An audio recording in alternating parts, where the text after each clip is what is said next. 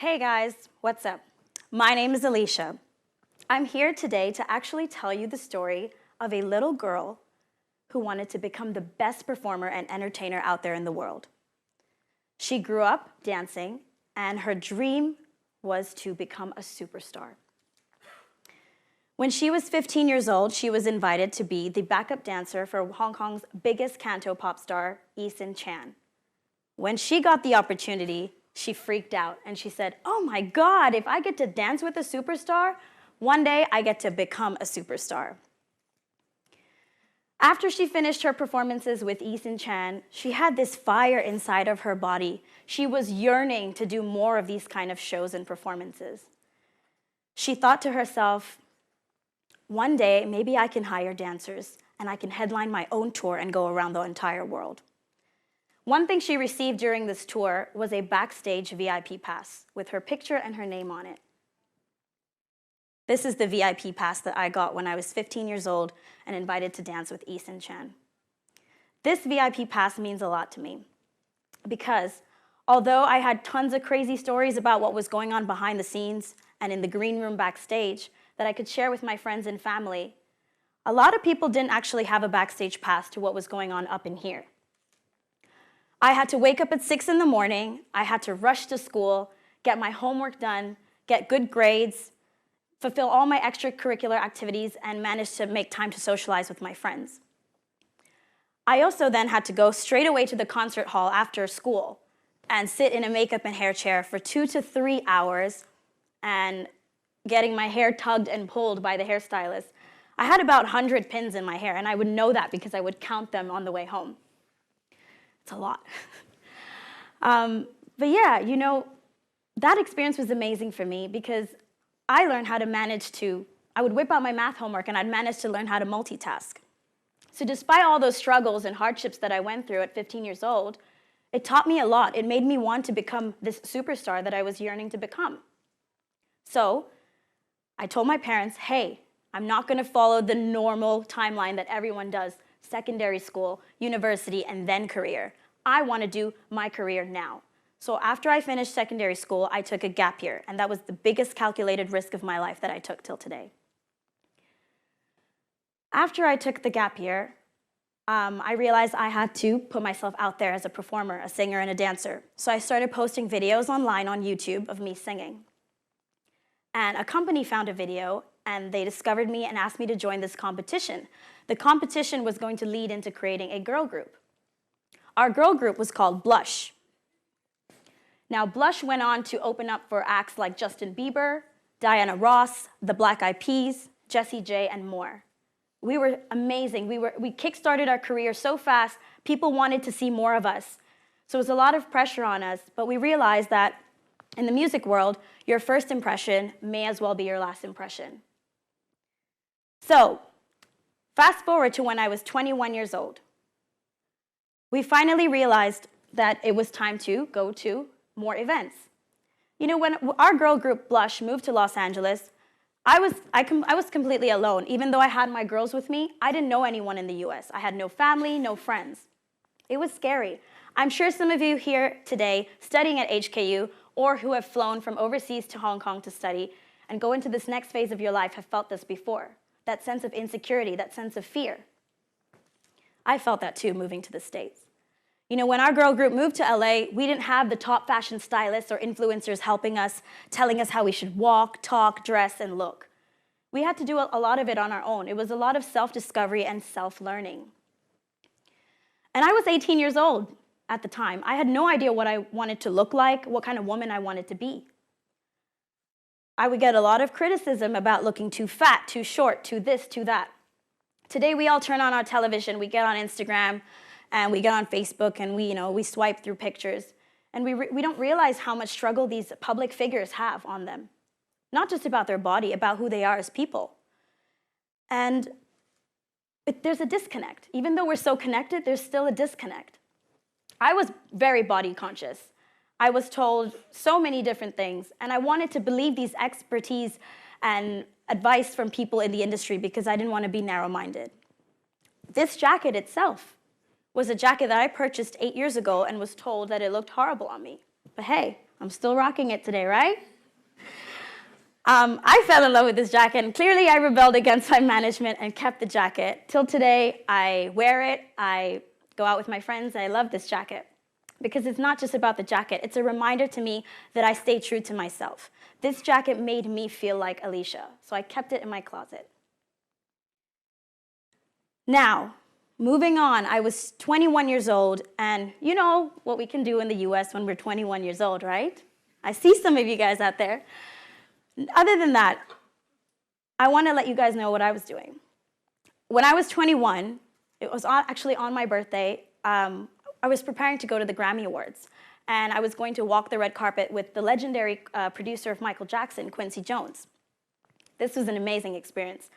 I was wearing this beautifully golden cocktail dress embellished with all this bling and jewels, accessorized with these golden chains on my shoulders, and I had these massive 7-inch heels with me. For the first time, I actually felt I got over the body consciousness. I was past my physical struggle, and I could technically, I just felt really good. I felt like I looked good for the first time in my life. But I didn't feel good inside. And a lot of my friends were like, why? What's wrong with you? You're going to the Grammys and you don't feel good? It was a very bittersweet situation for me. The night before the Grammys, I got a phone call from my home, but here in Hong Kong, my family, that informed me that my grandfather had passed away.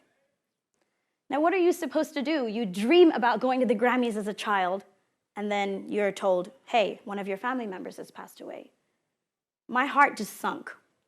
I was sitting in my apartment in LA, and I realized, wow, welcome to adulthood. You have to learn this lesson about sacrificing family commitments to make sure you fulfill your job. And even if I'd flown back to Hong Kong to make the funeral, I wouldn't have made it in time due to time difference and travel. I was shooken, I was heartbroken, and I could feel my mental thoughts just silently exploding in my head. I just sat there panicking. I didn't feel good anymore, outside and in. And this was a really hard struggle for me. And I'm sure some of you guys have felt this today as well. What I decided to do was embrace the situation and completely change my mindset. Till today, I still feel guilty for not going to my grandfather's funeral. But instead of sitting around and feeling sad for myself, I decided that it was time for me to embrace the situation and think of him in a positive way. Now when I think of my grandfather, I smile because I think about all the positive memories we have together, and I highlight and I focus on all the good. You know, performing for me has always been very therapeutic. And when I got to perform on stage, I would feel good about myself. So I started to take all the guilt that I felt from missing my grandfather's funeral, and I transformed that into something productive and positive. So that obviously helped my professional career. Now, my professional career was amazing. It was through the roof, and what can you say? Like, you're going to the Grammys, you're meeting all these famous people. Our girl group, Blush, started to get booked for shows and tours and performances, and we would get approached by all these celebrities to do collaborations. So even though we hit a small bump in the road where we were 5 girls and we turned into 4, we still kept going, we still kept pushing, we had each other's back. Even though we did all the flashiness and the glamorous things, I started to notice my mental health was at stake. Again, I wasn't feeling happy again. And I didn't know what to do. I was very lost. I was alone in the US, and I was confused. Flashback to when I was 23 years old. I had told my manager, hey, I'm very sorry. I think it's time for me to leave the girl group. The tour that we're currently doing will be my last tour. So I quit my group, and I moved back to Hong Kong. The first 6 months when I moved back were so difficult. So difficult, I can tell you that.